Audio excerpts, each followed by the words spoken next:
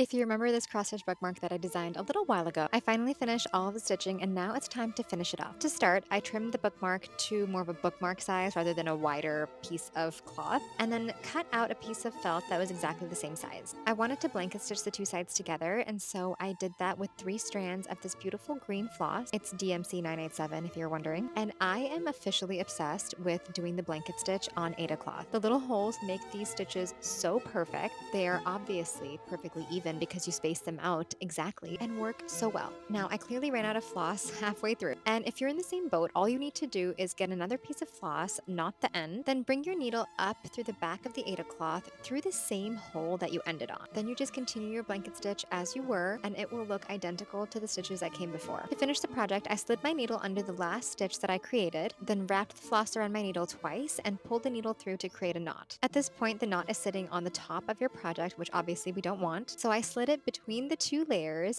up through the felt and pulled through so that the knot comes into that space between the two layers. Hopefully that makes sense. Then just snip off the excess floss and you're good to go. This turned out so well. I am officially obsessed with finishing my cross-stitch projects this way. I think I need to start a series on cross-stitch bookmarks because these are so fun to make. Let me know if you have any questions and I'll see you soon.